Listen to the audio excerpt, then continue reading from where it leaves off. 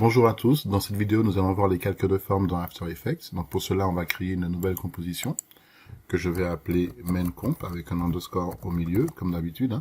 On va se mettre en HDTV 1080-25 sur le paramètre prédéfini que j'ai choisi ici. Donc j'ai 25 images par seconde pour une durée totale de 10 secondes. Je vais faire OK. Et donc ma composition elle est créée. Donc, au niveau du plan de travail je vais faire un clic droit. Je vais aller sur nouveau et je vais choisir solide. Je vais faire OK. Donc là, on a une composition avec un solide qui a été créé.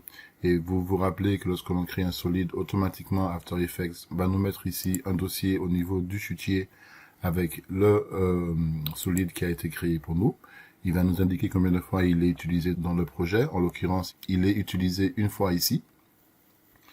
Et donc là, on sait qu'on a affaire à un calque de type solide parce que l'icône nous montre ici un carré, donc précisément de la couleur de notre élément ici. Bon, ça pour l'instant tout va bien, on sait qu'on a affaire à un calque de type solide. Mais il y a un autre calque qui est à peu près similaire au calque de type solide, ça s'appelle le calque de forme. Et pour le créer, eh bien il faut respecter certaines choses. La première chose, c'est d'être certain de ne pas avoir d'éléments sélectionnés comme c'est le cas ici. Donc je vais désélectionner mon élément en cliquant quelque part sur ma zone de travail ici, comme ceci. Donc on voit que mon élément est bel et bien désélectionné.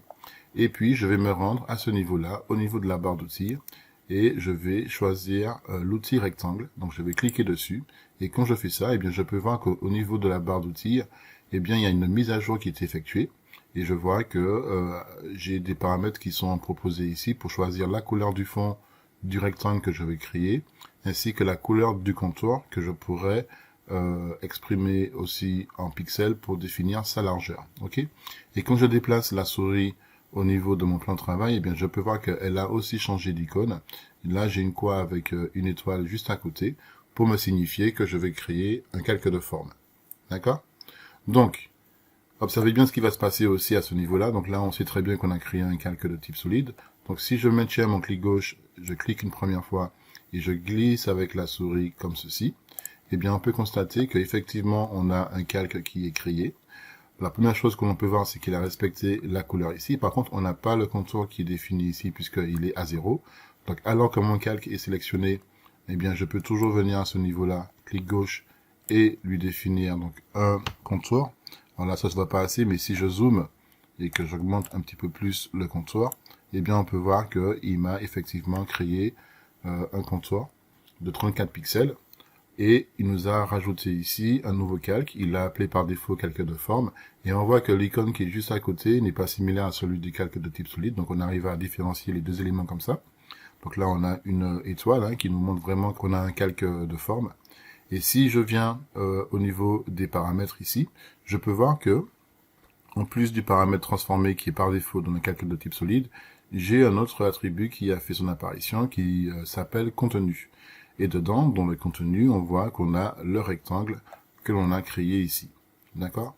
Donc on voit aussi qu'on a ajouté, on verra ça après, mais pour l'instant, on peut voir que il nous a mis ici notre rectangle. Mais par contre, au niveau du chutier, eh bien, on voit qu'on n'a pas de calque supplémentaire qui a fait son apparition. Donc ça, c'est une première... c'est un premier élément à prendre en considération. On voit que lorsque l'on crée un calque de forme, eh bien, il ne nous rajoute pas de nouvel élément dans le chutier. D'accord? Donc maintenant, si je vais dans rectangle et que je déroule ce paramètre-là, eh bien, je peux voir que dedans, j'en ai d'autres qui me permettent justement de pouvoir ajuster les valeurs qui ont été créées à l'origine. La première chose que je peux voir, c'est que j'ai la possibilité de pouvoir masquer ici mon rectangle à l'intérieur du calque de forme. Donc c'est un petit peu comme si on était finalement dans un calque, dans une précomposition, sauf que là on a tout qui est à ce niveau pour pouvoir gérer les choses. Pas besoin de rentrer dans la composition au niveau du plan de travail. On peut venir directement ici et on peut masquer certains paramètres, comme par exemple le tracé. Si je le masque ici, eh bien on voit que notre élément peut disparaître. Je peux masquer le contour si je veux aussi, ou le fond si je veux. D'accord? Ou je peux masquer l'ensemble de mes éléments à ce niveau-là. Deuxième chose, on voit qu'on a aussi transformé rectangle 1. Ça veut dire que ce paramètre-là vient avec des paramètres de transformation. Si je déroule cette option, je vois que j'ai un point d'ancrage, position, échelle. Par contre, j'ai de nouveaux éléments qui font leur apparition, comme inclinaison, axe oblique j'ai toujours la rotation et l'opacité. Donc ces deux éléments-là sont nouveaux par rapport à ce qu'on avait déjà vu auparavant dans After Effects. Donc l'inclinaison, si je change cette valeur, ben, on peut voir, donc je vais dézoomer un tout petit peu, on peut voir quel effet ça a sur notre modèle, d'accord? Donc clic droit, vous vous rappelez pour réinitialiser. Je peux ensuite choisir l'axe oblique, donc je vais vérifier ce que ça me fait au niveau de mon objet, et on voit qu'a priori, il n'y a pas grand chose qui s'effectue. Mais si maintenant je mets une valeur ici au niveau de l'inclinaison et que je joue avec cette valeur, on peut voir que ça marche conjointement avec l'inclinaison à partir du moment où on a rajouté ici une valeur. Donc on peut appliquer une déformation à notre objet comme ceci avec ces deux paramètres si on les utilise conjointement. Donc je vais faire un clic droit réinitialiser pour retrouver ma forme de base. Donc ça c'était pour le paramètre transformé. Vous avez vu que vous avez la possibilité aussi de définir la position de cet objet à l'intérieur du calque de forme, hein, qui lui-même, pour rappel, dispose d'un paramètre de transformation aussi. Donc il faut vraiment prendre conscience que cet objet est créé à l'intérieur d'un calque qui a lui-même déjà des paramètres de transformation, et cet objet dispose lui-même aussi de paramètres de transformation. Donc faites attention à ça quand vous créez vos éléments, de bien positionner vos éléments et de ne pas de ne pas effectuer des opérations de transformation n'importe comment. On verra un petit peu tout ça après, surtout lorsqu'on verra les systèmes de parentage, puisqu'on va utiliser pas mal de choses à ce niveau-là aussi. Donc du coup, je peux pour l'instant fermer ça, alors que mon élément est sélectionné, eh bien, je peux changer la couleur si je veux, hein, et vous voyez qu'en temps réel, ça se met à jour, d'accord? Donc si je veux, je peux choisir une couleur comme ça. Je peux cliquer aussi au niveau du contour, donc de l'icône contour, pour changer la couleur de mon contour comme ceci. Je peux ajuster les valeurs à ce niveau-là aussi, ou alors je peux le faire directement ici, en venant sur le paramètre fond.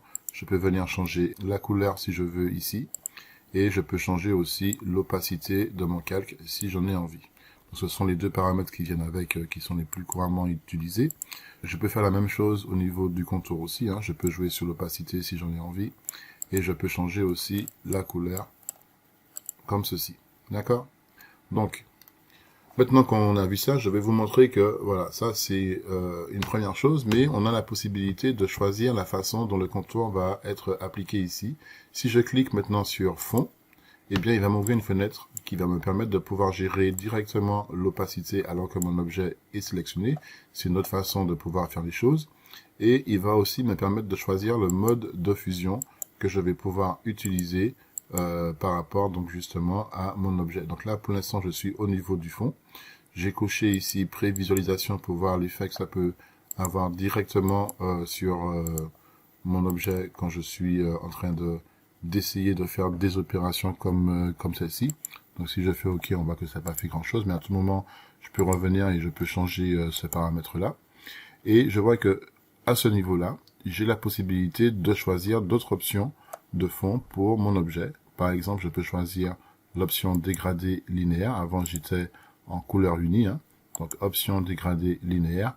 Et je vois que par défaut, il m'ajoute un dégradé. Donc je peux faire OK ici. Et si je veux éditer ce dégradé, eh bien j'ai deux façons de le faire. Je peux venir sur cette icône ici et cliquer une fois dessus pour ouvrir cette fenêtre. Et là, je vais avoir ce qu'on appelle l'éditeur de dégradé qui va s'ouvrir et qui va me permettre de pouvoir justement gérer la façon dont mon dégradé va apparaître sur mon objet. Donc, première chose qu'il faut savoir, c'est que je peux cliquer ici sur ce petit élément, on appelle ça une étape de couleur, et je peux en temps réel choisir le dégradé qui me plaît, donc par exemple du rouge un peu plus foncé, et je peux venir faire la même chose à ce niveau-là et ajuster la couleur si j'en ai envie. Ok? Et je peux aussi choisir le milieu donc de mon dégradé ici, hein. Je peux venir sur cet élément. Donc j'attends bien de voir apparaître ici le texte milieu de la couleur pour pouvoir commencer à modifier mes éléments. Donc si je fais un clic gauche, je peux définir où va commencer, enfin comment mon dégradé va être interprété au niveau de son interpolation, puisqu'il y a une interpolation entre les deux couleurs, d'accord? Je peux rentrer la valeur à la main aussi si je veux. Donc pour sortir de là, ben, je peux cliquer sur mon élément et je sais que je suis ici au milieu de mon élément. D'accord? J'ai la possibilité également de rajouter d'autres étapes pour mon dégradé. Donc je peux venir ici au milieu, d'accord? Et par exemple, alors je peux taper ici 25 hein, si je veux pour que ce soit vraiment au milieu. Voilà. Et je peux par exemple choisir la couleur comme ceci. Vous voyez que ça apparaît automatiquement dans le fond de mon objet. Si je suis pas content de cette couleur, je peux faire un clic gauche, je maintiens mon clic gauche et je glisse mon élément sur les côtés ou bien à l'extérieur comme ceci pour enlever cet élément de mon dégradé.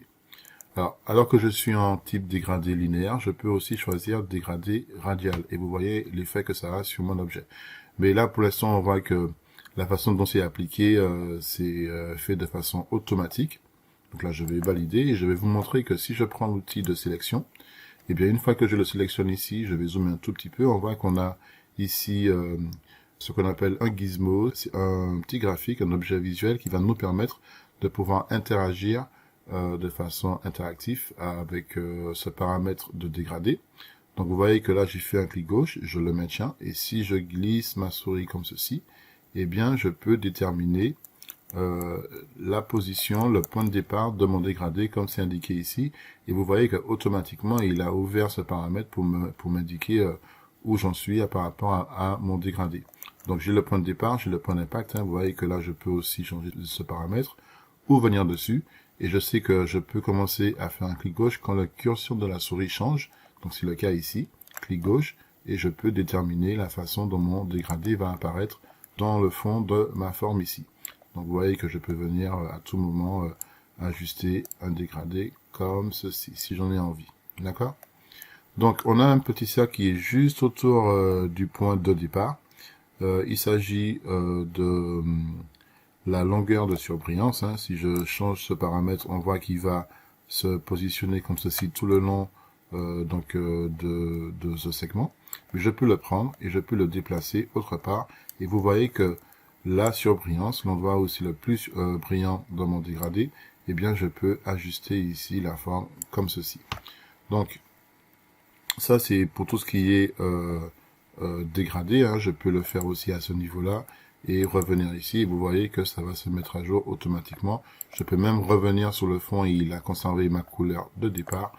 Et si je reviens ici, par contre, faites attention, vous avez vu, il réinitialise pour moi tout ce que j'avais fait comme opération au départ. Donc voilà, une fois que vous revenez sur couleur unie, il va réinitialiser pour vous automatiquement ces paramètres, d'accord? Et je peux aussi bien évidemment enlever la couleur du fond ou revenir sur cet élément. Et quand j'enlève la couleur du fond, observez bien que l'icône ici de visibilité, elle disparaît pour montrer que cet élément est pour l'instant désactivé. Donc je reviens ici avec mon dégradé, hein. Je vais prendre cet élément, clic gauche. Alors, je peux appuyer sur Shift aussi pour contraindre le déplacement de cet élément. C'est ce que je fais en ce moment. Et vous voyez que je peux vraiment gérer la façon dont mon élément se diffuse dans ma forme. Donc là, c'était pour le fond. On va maintenant voir ce que l'on peut faire avec le contour. Donc, je vais commencer par changer la couleur. On va mettre ici du blanc. Et pareil, hein, je peux cliquer sur contour et ici gérer donc son opacité. Je n'étais pas à 100% ici. Et on peut aussi changer son mode de fusion par rapport à ce qui se trouve derrière. Donc idem que pour le fond, on peut choisir soit une couleur unie, soit un dégradé de couleur. Et vous voyez que par défaut, il me propose un dégradé avec du noir et du blanc. Ou alors, on peut choisir un mode radial et je peux cliquer sur OK. Et quand je fais ça, eh bien, je vais fermer ici contour, du moins fond en dégradé. On va aller sur contour. Et vous voyez que je peux, de cette façon-là, gérer le contour, donc le point d'impact, hein, là où ça va s'arrêter, et le point de départ, je peux le décaler un tout petit peu en Y pour qu'on puisse bien le différencier de celui du fond. Et vous voyez que maintenant, eh bien, je peux gérer la façon de d'appliquer, d'interpréter le dégradé sur le contour de ma forme ici. Donc, comme je vous ai dit, on peut venir ici à ce niveau-là et revenir sur couleur unie. Et quand je reviens sur dégradé, eh bien, il aura tout réinitialisé pour moi. Donc je vais quand même revenir ici sur blanc. Donc vous avez compris le principe ici.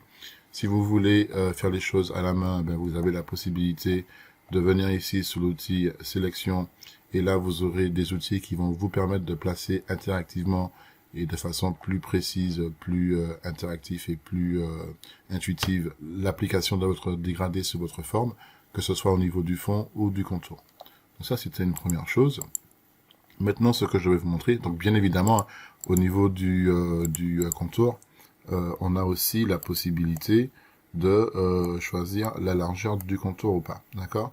Mais si par exemple j'augmente ici ce contour comme ceci, eh bien j'ai la possibilité, au niveau de la largeur du contour, de déterminer comment va être interprétée l'extrémité de chaque ligne ici. Et par extrémité, on entend chaque sommet défini ici de notre tracé. Eh bien, je peux venir ici et lui demander de changer la façon dont les extrémités sont interprétées ici par After Effects. Mais là, vous voyez bien que c'est marqué extrémité de ligne. Et donc là, comme on a une forme fermée, ça ne marchera pas forcément. Donc, par contre, si je vais sur sommet de ligne et que je choisis de passer d'un sommet en pointe à un sommet arrondi, on peut voir que effectivement, il va arrondir pour moi mes sommets. Et je peux aussi lui demander de me mettre les sommets sous forme de biseau, comme c'est indiqué ici visuellement. Donc je vais revenir ici sur sommet en pointe. Et vous avez vu que par rapport au sommet en pointe, on a la limite de l'angle à onglet. Donc si je change cette valeur, il n'y a pas grand chose qui se passe ici. Mais si je vais au niveau de l'arrondi, on voit que tout disparaît à ce niveau-là. Donc le menu se met à jour en fonction de la sélection que vous aurez choisi ici pour ce paramètre sommet de ligne. D'accord? Donc, on peut gérer toujours ici la largeur de notre contour. Mais on voit que j'ai encore d'autres options ici. J'ai l'option tiret qui me permet, si je clique sur le petit plus, de changer la façon dont est interprété le contour. Donc on voit qu'on a des petits tirets qui se mettent tout autour du contour. Et je peux gérer donc la taille de mes éléments comme ceci, hein, vous avez vu. Je peux gérer le décalage entre ces éléments. Donc ça me permettra de pouvoir faire une animation si je le souhaite au niveau donc de mon contour. J'ai la possibilité aussi de cliquer une deuxième fois sur le plus pour rajouter un intervalle. Donc cette fois-ci, on voit que je peux augmenter l'écart qu'il y a entre mes tirets. Si je clique sur plus, je vois que je peux rajouter un deuxième tiret comme ceci. Donc je peux gérer pour mon deuxième tiret la largeur, la longueur de mon tiret, plus ou moins grand, plus ou moins petit. Donc je peux avoir ce genre de forme. Si je clique sur plus, je vois que je peux avoir un deuxième intervalle pour gérer donc l'écart entre le deuxième tiret et le premier tiret. Et si je clique sur plus, je peux avoir un troisième tiret et ainsi de suite. D'accord? Donc je peux cliquer sur moins pour enlever ces éléments. Et cliquer encore sur moins pour revenir à une forme de base pour avoir un contour totalement normal au niveau de ma forme. Donc ça c'était pour les contours de notre objet dans After Effects. Maintenant je vais vous montrer qu'on a aussi l'effet biseau hein, qui nous permet, donc ça c'est une nouveauté dans After Effects, hein, vous avez vu que ça permet de pouvoir obtenir ce genre de choses. Donc vous avez la longueur du début, vous avez celle de la fin aussi, donc vous pouvez obtenir une forme artistique comme celle-ci. Vous avez la largeur du début aussi qui peut être gérée, hein, je vous laisserai vous amuser avec ces paramètres, idem pour la largeur de fin si vous en avez envie. Vous avez le début d'accélération, donc si on clique sur celle-ci, on change cette valeur, on voit qu'on peut gérer la façon dont cet élément va se déformer par rapport donc à ce qu'ils appellent une accélération et une fin d'accélération. Vous allez voir que sur la fin, eh bien, on va avoir quelque chose de beaucoup plus épais à la fin. Pareil pour le début si on gère ces deux paramètres, d'accord? Donc je peux prendre tous ces paramètres avec Shift, faire un clic droit et un réinitialiser pour remettre tout à zéro, d'accord? Ça va beaucoup plus vite. Ou sinon je clique ici hein, sur initialiser, ça va encore beaucoup plus vite. On a le paramètre wave. Si je vais dessus, on voit que ça me donne cet effet de cadre de photo. Donc je peux gérer la longueur d'onde comme ceci, hein. Je peux le mettre plus ou moins grand, d'accord? Et je peux gérer la phase pour animer ce paramètre si j'ai envie. Donc idem, hein, je vais revenir sur réinitialiser pour revenir avec la valeur par défaut. Et imaginez bien que si vous deviez faire ça avec des calques de type solide, ce serait beaucoup plus long, beaucoup plus compliqué. Alors que là, avec un calque de forme, simplement avec ce rectangle, avec les différents paramètres qui sont proposés, on arrive à avoir des résultats visuels assez convaincants très rapidement. Ok. Donc maintenant qu'on a vu tout ça, on a vu comment gérer le contour, comment gérer le fond, eh bien je vais vous montrer que le calque de forme a la possibilité donc de contenir un rectangle, mais pas que. En effet, je peux venir à ce niveau-là et créer un deuxième rectangle. Et vous voyez que là, il m'ajoute rectangle 2 au-dessus de rectangle 1, toujours avec les mêmes paramètres de couleur. Mais cette fois-ci, je peux prendre l'outil de sélection. Il va détecter que c'est ce deuxième élément qui vient d'être créé, donc c'est lui qui va sélectionner par défaut. Vous voyez qu'il se met en mode sous-objet par défaut, donc rectangle 2 est sélectionné. Et je peux venir à ce niveau-là, lui demander par exemple de me mettre une couleur unie pour mon fond. Et je peux changer le contour comme ceci si je veux et changer sa couleur. Comme si j'étais, comme je vous ai dit, dans un calque, dans une précomposition. Sauf que là, je peux gérer des primitives. Hein. Ça, c'est une primitive. Je peux gérer des formes indépendamment les unes des autres et je peux les sélectionner. Et à tout moment, la barre d'outils va se mettre à jour ici pour pouvoir gérer les paramètres. Ou alors, je peux venir à ce niveau-là pour changer le contour ou le fond.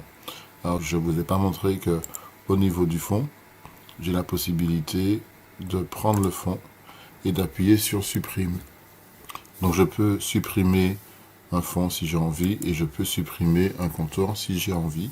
Et là on voit que j'ai un calque qui est bel et bien présent mais qui ne va pas se rendre au rendu puisqu'il n'a plus les paramètres fond et contour pour justement définir ces paramètres là au niveau visuel. Mais je peux aller sur ajouter alors que mon élément est sélectionné. Bien évidemment il faut venir ici. Je vais aller sur ajouter et je peux lui rajouter un fond. Donc vous voyez que par défaut il va me mettre un fond. Sauf qu'il va tout réinitialiser pour moi avec une couleur par défaut. Et idem, hein, je peux venir sur rectangle, je vais sur ajouter et je peux lui choisir avec le menu qui s'ouvre ici un contour. Comme ceci, où je peux voilà maintenant rajouter ce genre d'éléments. Ok. Donc, je peux prendre ça, je peux le mettre par-dessus. Et vous vous rappelez que tout à l'heure, je vous expliquais qu'on avait la possibilité en étant sur rectangle, hein, quand on clique dessus, de gérer les modes de fusion. Ça n'avait pas l'air de fonctionner parce qu'effectivement, quand on est dans un calque de forme, les modes de fusion ne fonctionnent qu'à l'intérieur de ce calque de forme. Hein. C'est vraiment propre à cet objet et pas à l'ensemble des éléments présents dans la scène. Donc si par exemple je mets le rectangle 1 ici, alors je vais faire OK. Si je mets le rectangle 1 ici, j'ai la possibilité de le faire passer au-dessus aussi comme un calque standard. Donc là, on voit que je peux gérer la disposition des éléments comme bon me semble. Et je peux venir donc sur fond et choisir par exemple produit ou alors superposition. Et là, on voit typiquement l'effet d'une superposition sur ce type de calque. Et quand je me déplace, eh bien, on peut obtenir cet effet, par exemple, qui peut être sympa si on a envie de faire des choses artistiques. Donc pareil, je peux venir à ce niveau faire un CTRL-D pour le dupliquer et créer une deuxième forme. Et vous voyez que assez rapidement, on peut, en faisant un autre contrôle, obtenir quelque chose de graphique. Bon, c'est pas très beau, mais vous avez compris un petit peu l'idée. Et si je sors maintenant, si je clique sur les côtés, tout ce que je viens de créer constitue un seul et même objet sous la forme d'un calque de forme. Ok ? Donc voilà un petit peu pour le principe de calque de forme. On va aller un peu plus loin. Je vais sélectionner cet élément et je vais le supprimer. Le fond ici, je n'en ai pas besoin, donc je peux venir à ce niveau-là et le supprimer. Ça va être beaucoup plus radical. Et je vais vous montrer qu'on a la possibilité de créer un calque de forme aussi en cliquant 2 fois sur l'icône. Et 2 fois sur l'icône. Donc je vais activer ici Main Comp. Je clique 2 fois dessus. Alors pourquoi ça ne fonctionne pas? Voilà, 2 fois là-dessus. Et vous voyez que ça me permet de créer automatiquement un calque de forme, donc de type rectangle, qui va être la dimension de ma composition. Donc bien évidemment, il faut sélectionner la composition, il faut qu'elle soit active. Et donc vous voyez que ça va me prendre automatiquement la bonne dimension, donc du 1920 par 1080. Si je viens ici au niveau du tracé rectangulaire, je peux voir que j'ai effectivement cette dimension qui est créée pour moi. Donc on a la possibilité de gérer aussi l'arrondi de notre élément, si on veut, hein. Ce sont des paramètres par défaut qui sont définis ici. Et on peut, en plus des paramètres de transformation, gérer la position, donc en X ou en Y, de notre élément ici, pour cet objet de type rectangle dans les calques de forme. Donc je vais appuyer sur supprime, c'était simplement pour vous montrer que on avait la possibilité de créer ces éléments-là. Donc je prends bien mon calque et j'appuie sur supprime pour le supprimer.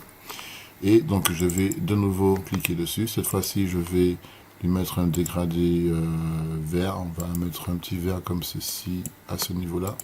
Et puis sur les côtés là, sur la première étape à l'autre extrémité, je vais lui mettre un vert un peu plus foncé.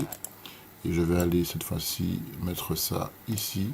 On va se mettre en mode radial, hein, voilà.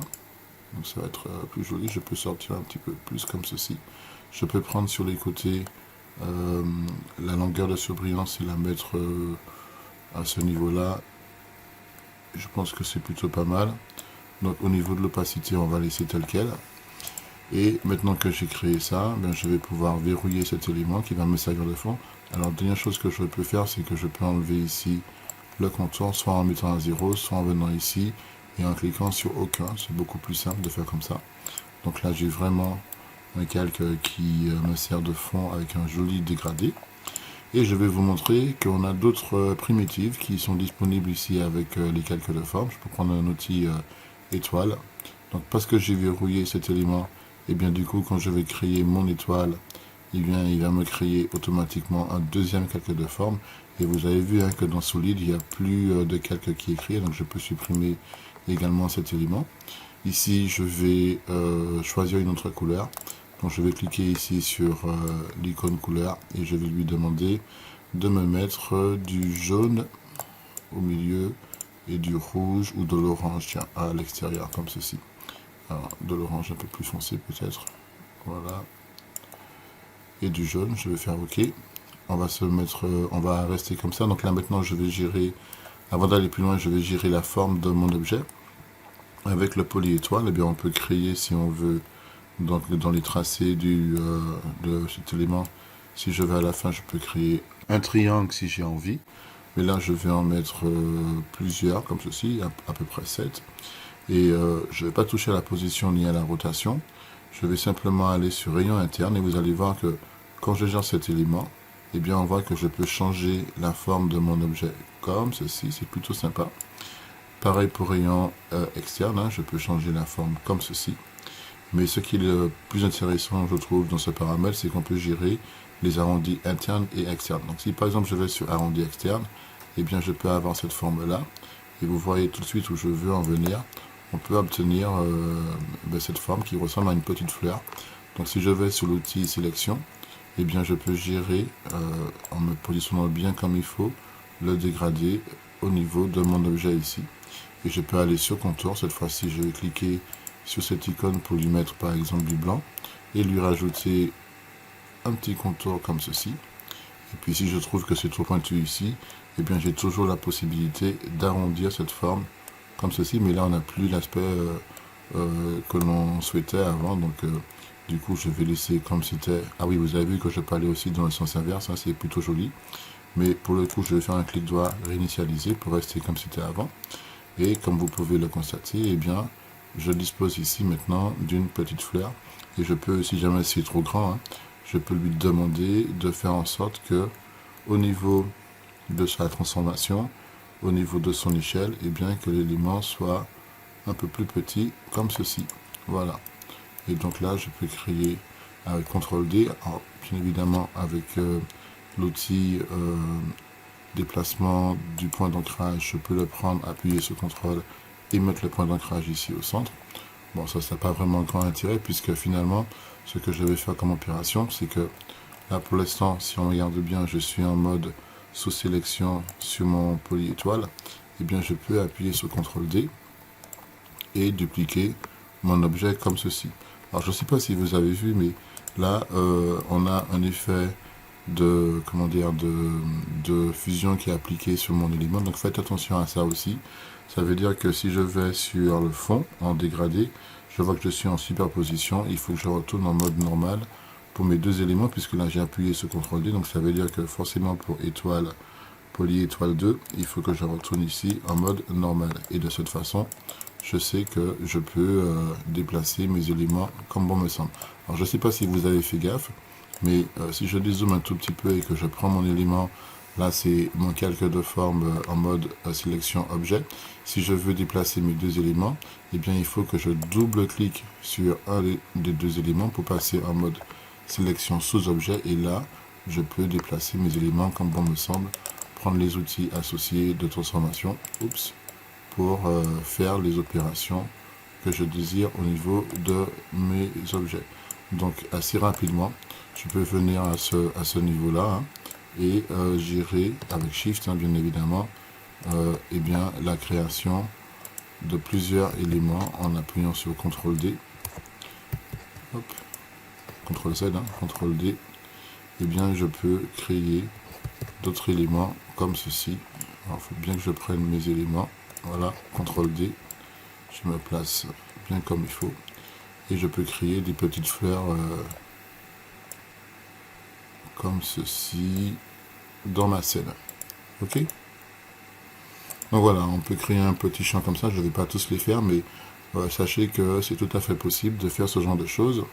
Donc il faut bien comprendre comment ça fonctionne au niveau de la manipulation. Et vous avez vu que j'ai ainsi dans mon calque de forme plusieurs éléments qui me permettent de pouvoir créer en un seul calque ce genre de choses qui aurait été totalement impossible avec un calque de type solide.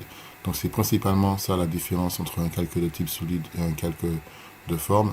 C'est qu'avec un calque de forme, on dispose de plusieurs primitives ici qui, grâce aux paramètres, nous permettent de pouvoir modifier la forme de nos éléments et de créer assez rapidement ce genre de petites choses, alors qu'avec les calques de type solide, ça aurait été beaucoup plus compliqué. Ok, donc je vais venir ici, je vais cliquer deux fois à ce niveau-là. Pour sélectionner cet élément, je vais appuyer sur supprime. Pareil, deux fois, je viens ici, à chaque fois pour supprimer mes éléments, je clique deux fois. Et je vais conserver cette forme. Et je vais vous montrer qu'on a la possibilité, avec cet élément par exemple, d'aller un peu plus loin. Parce que bien qu'on ait beaucoup de paramètres ici pour changer son apparence, hein, on a déjà vu les contours. Alors je reviens, on a déjà vu les contours ici et les fonds. Eh bien, on a la possibilité ici de pouvoir jouer avec le point d'ancrage. Je vais vous montrer un petit peu à quoi ça peut servir. On peut jouer avec le point d'ancrage, la position, l'échelle, ce genre de choses. Mais tout à l'heure, je vous avais dit qu'on a aussi la possibilité d'ajouter des paramètres supplémentaires. Donc, si par exemple, je vais sur ajouter, on a vu qu'on pouvait ajouter le fond, le contour, même choisir fond et dégradé à ce niveau-là, si par exemple, on avait supprimé le fond. Mais on a ici en bas la possibilité de pouvoir rajouter des effets, on va dire, qui vont altérer la forme de nos éléments. Donc par exemple, un effet qui est vraiment connu, c'est l'effet répétition. Donc si je clique dessus, vous avez vu que ça me permet de répéter ma forme plusieurs fois. Donc si je vais sur répétition, je vois que je peux faire plusieurs copies. Donc si je clique dessus avec clic gauche et que je glisse avec la souris, je peux en faire autant que je veux. Donc en l'occurrence ici j'en ai 13, hein. Donc je peux déplacer cet élément pour observer mes 13 copies. Et je peux faire un décalage. Vous avez vu que je peux animer ce paramètre comme ceci, si je veux, pour faire quelque chose de plutôt sympa.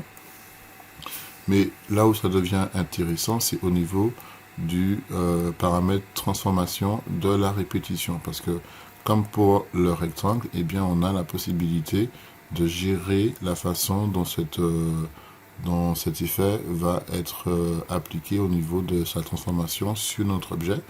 Et là où je veux en venir, c'est que si par exemple je vais sur le point d'ancrage et que je bouge cet élément, d'accord, bien là pour l'instant on n'a pas grand chose qui se passe, hein, donc là j'ai vraiment altéré la position du point d'ancrage par élément ici. Mais si je vais au niveau de mon scale, hein, de ma rotation, attendez, si je vais au niveau du scale, on voit que à cause du point d'ancrage que je viens de sélectionner ici, eh bien on a cet effet qui apparaît, qui est plutôt sympa, plutôt joli. Donc vous avez vu que maintenant que j'ai joué sur mon scale, là on peut observer plus concrètement ce que le point d'ancrage peut avoir comme effet au niveau de ce paramètre de répétition, et on peut obtenir quelque chose de plutôt sympa. Donc là c'est avec le scale que ça marche comme ça, hein. Plus je le baisse, plus on a des éléments qui sont répartis de la sorte conjointement avec le point d'ancrage. Je peux aussi jouer sur la position, hein, pour mieux gérer l'écart qu'il y a entre les différents éléments. Et puis je peux aussi jouer avec la rotation si j'ai envie. Vous avez vu, hein, ce que ça me donne comme effet, donc c'est plutôt sympa. Et là on voit qu'on a vraiment la possibilité d'avoir quelque chose beaucoup plus intéressant en termes de création. Donc avec le point d'ancrage, je peux gérer l'écart de mes éléments comme ceci, si vous voyez un petit peu l'effet que ça peut avoir, et bien évidemment mettre un petit peu plus d'éléments pour que ce soit plus intéressant. Et comme on a vu que c'était avec la position qu'on pouvait gérer et bien l'écart qu'il y a entre nos différents éléments, voilà, on peut s'amuser à faire ce genre de choses. Donc là c'est pas tellement visible, hein. Je vais venir au niveau de la couleur et puis on va lui demander de mettre quelque chose qui va plus contraster avec notre fond vert. Donc je vais prendre du bleu ici et puis je vais faire en sorte que le contour reste blanc. Je pense que c'est pas mal. Donc là on va bien le dégrader. Peut-être que pour le coup je vais essayer de faire quelque chose, peut-être au niveau de la position, qu'on sente bien que notre élément n'aille pas trop loin. Peut-être au niveau du scale aussi. Voilà, comme ceci. Là on va commencer vraiment à sentir les choses. Donc c'est à vous de jouer aussi avec les différents paramètres, hein, pour voir ce que ça peut donner. Donc on peut faire aussi un réinitialiser quand on sent qu'on perd un petit peu le nord, et puis essayer de retrouver quelque chose de beaucoup plus subtil et plus intelligent. Voilà, comme ceci. Alors je vais essayer de faire quelque chose de beaucoup plus sympa.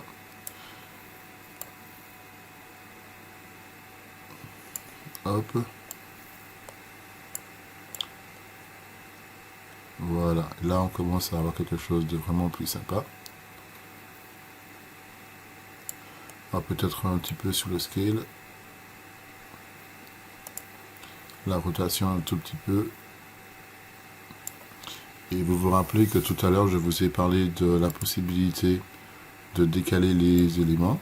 Donc vous avez vu ce que je peux avoir comme effet. Voilà. Et ça c'est plutôt sympa. Donc je peux venir ici, donc déterminer à quel moment mon élément va apparaître. Donc ce sera pour moi à 54.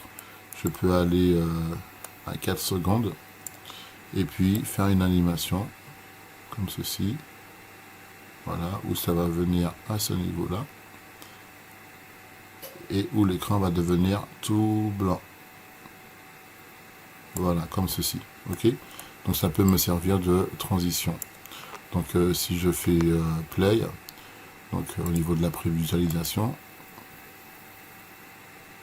bon c'est pas intéressant comme ça, donc je vais rapprocher mes éléments, je peux les sélectionner et faire un clic droit, assistant d'image clé, je me mets en lissage de vitesse sur mes deux clés, je fais play pour voir ce que ça donne, je reviens ici à ce niveau, je fais play. Bref, vous avez compris l'idée, vous avez vu qu'on peut avoir quelque chose de plutôt sympa. Donc l'animation n'est pas géniale, mais c'était juste pour vous montrer le principe où on peut rajouter ici des éléments pour modifier l'apparence de notre forme à partir d'une simple forme. Je vous rappelle que ici je n'ai qu'un seul polyétoile. Bien évidemment, comme on a un œil ici, je peux masquer cet effet à tout moment si je le désire, ou si je veux le supprimer, j'appuie sur la touche supprime tout simplement. Ok. On a encore d'autres effets qui peuvent être sympas, donc je vais aller ici sur aligner pour mettre mon élément au centre. On va rester focalisé sur cet élément. Par exemple, je peux venir ici au niveau de la contraction et la dilatation pour vraiment avoir un effet différent. Donc on va pas tous les faire, mais c'est simplement pour vous montrer qu'on peut changer à tout moment l'apparence de notre élément si on le souhaite. D'accord. Donc je vais appuyer sur supprime pour enlever ce paramètre. Qu'est-ce qu'on a encore? On a la possibilité de réduire les tracés, c'est l'un des effets qui est le plus utilisé ici. Bon, avec cette forme là ça marchera bien au niveau des contours.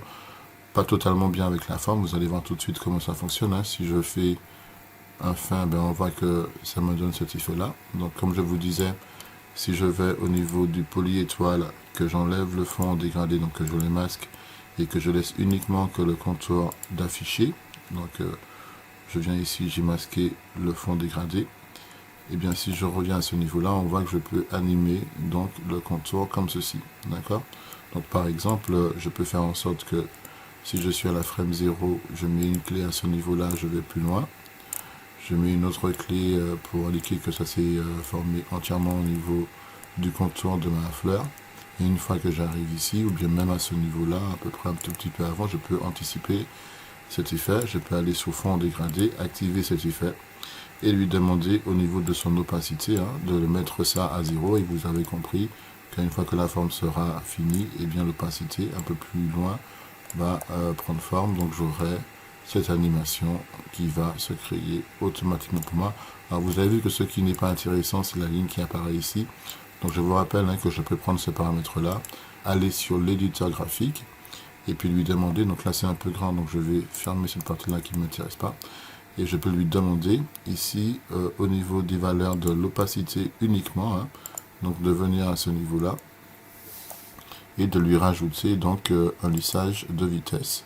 Et grâce à ça, on peut voir que la façon dont ça apparaît, là, je ne veux pas qu'on voit les traits tout de suite. Je vais prendre, oups, je fais CTRL Z. Je vais prendre uniquement, alors, je vais venir ici, je vais prendre uniquement que ce point-là.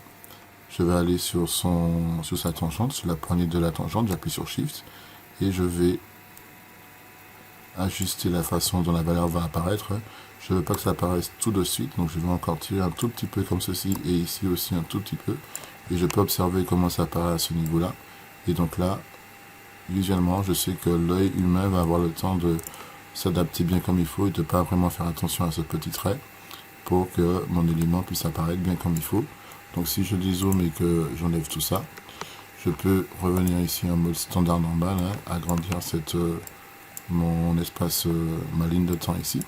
Et si j'appuie sur prévisualisation play, hop, j'ai mon élément qui s'est formé automatiquement pour moi. D'accord? Donc les calques de forme servent à faire du motion design, à faire ce genre d'éléments automatiquement pour nous. Et là vous avez vu qu'avec quelques paramètres comme réduire les sommets ou la répétition, on peut avoir des effets plutôt sympas avec les calques de forme. Donc, je vais vous montrer une application concrète de tout ça. Donc, je vais faire fichier nouveau projet. Donc, on va créer une nouvelle composition. Comme d'habitude, hein, on ne change pas les choses. On va l'appeler mainComp, on fait OK. Et ici, je vais venir sur l'outil étoile. Donc, je vais le sélectionner. Je vais créer comme ceci une étoile et je vais aller dans ses paramètres. Dans tracé polyétoile, je vais lui mettre un certain nombre d'étoiles. On va lui mettre 12 ici. On va augmenter un petit peu notre vue ici pour mieux voir ce qui se passe. Et je vais tout de suite aller sur le rayon externe pour augmenter, sur le rayon interne pour augmenter le rayon interne à peu près à ce niveau-là. Et puis au niveau de l'arrondi externe, je vais lui mettre cette valeur. Et au niveau de l'arrondi interne, on va mettre cette valeur-là, comme ceci. Donc vous voyez un petit peu l'idée. Je vais en profiter pour sélectionner ici pour les étoiles. Je vais appuyer sur CTRL D. Donc du coup, j'ai mon élément qui est dupliqué. Vous avez vu qu'encore une fois, il a gardé le paramètre par défaut superposition. Je peux me mettre en mode normal. Idem pour celui-là, pour l'étoile 1, je cherche le fond et je me mets en mode normal au niveau des modes de fusion. Et sur celui-là, je vais aller sur l'élément que j'ai créé, le deuxième. Je peux changer le fond et mettre un fond un peu plus foncé. On peut baisser un tout petit peu au niveau de son contour l'épaisseur. Et je peux aller ensuite sur tracé, poly. Et je vais aller sur le rayon interne, donc je vais le baisser comme ceci, à ce niveau-là, voilà. Donc on va lui mettre un chiffre rond, on va lui mettre 55. Et je vais faire la même chose pour le rayon interne. je vais lui entrer 55 aussi. De cette façon, j'ai un cercle parfait. Et comme vous pourrez le constater, eh bien, dans le contenu de mon calque, j'ai un polyétoile 1 et un polyétoile 2 qui me forment donc cet élément. Donc on voit que le point d'ancrage n'est pas centré, donc je peux faire un géométrie centrer le point d'ancrage et utiliser ici les options pour aligner mon calque au centre de ma scène comme il faut. Et je vais aller directement sur la rotation. Alors peut-être pas à ce niveau-là, on va aller à la oui, allez, on va aller sur la rotation ici. Donc je me mets à la frame 0. Je crée une clé d'animation, je vais à la fin. Et ici, je lui rentre comme valeur 1 pour qu'il fasse une révolution complète. Donc si maintenant je vais sur prévisualisation, je fais un play et je peux voir que mon objet est en train de tourner comme ceci tout le long de mon animation. Donc vous comprenez un petit peu l'idée, hein, là où je veux en venir. Donc, je vais mettre stop ici. Je vais prendre cet élément qui est donc ici. Je vais le dupliquer avec CTRL D. Je vais le déplacer sur les côtés comme ceci.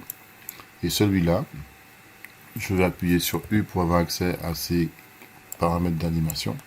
Et je vais lui mettre -1 ici. Donc je vais entrer moins et 1 ici. J'appuie sur entrée pour valider. Et si je fais play, on voit qu'on obtient ceci. Donc pour l'instant, ça marche pas très bien. Donc je vais ajuster la position comme il faut. Et on voit que c'est pas parfait. Donc je vais cliquer 2 fois là-dessus pour entrer en mode sous-objet. Je vais aller dans ces paramètres au niveau du contenu.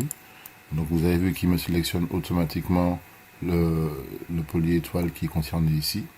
Et je vais aller au niveau de son tracé pour gérer les paramètres au niveau donc, de l'arrondi interne et externe pour faire en sorte que ce soit un petit peu plus écarté comme ceci, d'accord?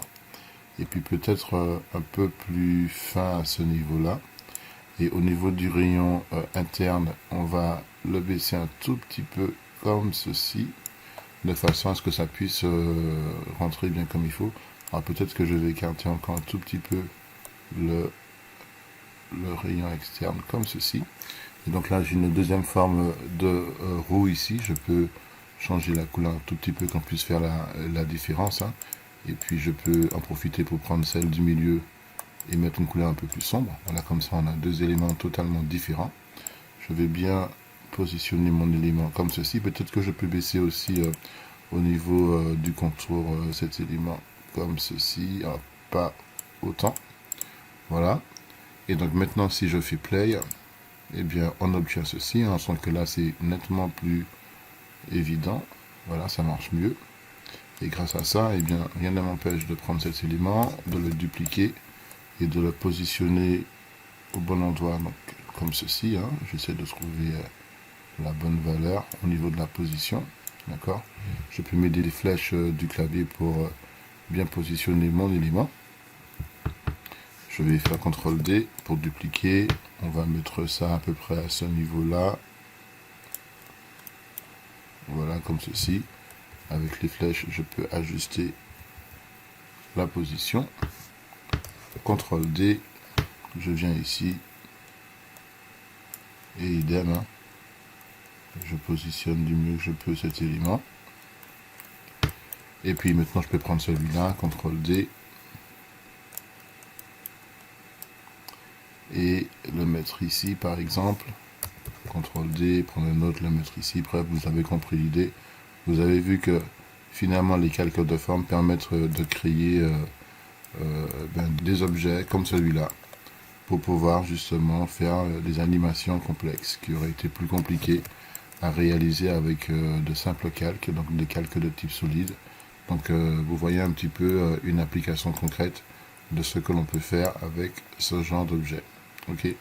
Donc essayez de faire ça avec un calque de type avec des calques solides, ce serait vraiment plus compliqué. Dans tous les cas, vous voyez un petit peu le principe et vous avez vu qu'en quelques minutes, hein, j'ai réalisé quelque chose qui a priori aurait pris beaucoup plus de temps avec des calques de type solide comme je vous l'ai dit auparavant. Ok. Donc voilà pour le principe, pour l'application. Donc si on regarde ce que ça donne, si je fais play, on voit que tout fonctionne parfaitement. Hein. Vous avez vu, c'est pas compliqué. Ok. Donc je vais venir ici. Donc vous avez vu qu'il m'a créé, qu'il m'a pas créé ici de solide, hein. Donc je vais venir à ce niveau-là. CTRL A et j'appuie sur supprime. Et je vais vous montrer une dernière chose, hein, c'est que je peux créer un calque de forme simplement en faisant un clic droit ici à ce niveau et en cliquant ici en choisissant calque de forme.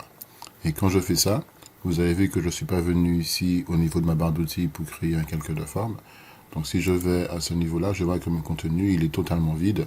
Ça veut dire quoi? Ça veut dire que je peux par exemple venir prendre l'outil plume et que je peux dessiner à la main la forme que je désire, hein, comme ceci.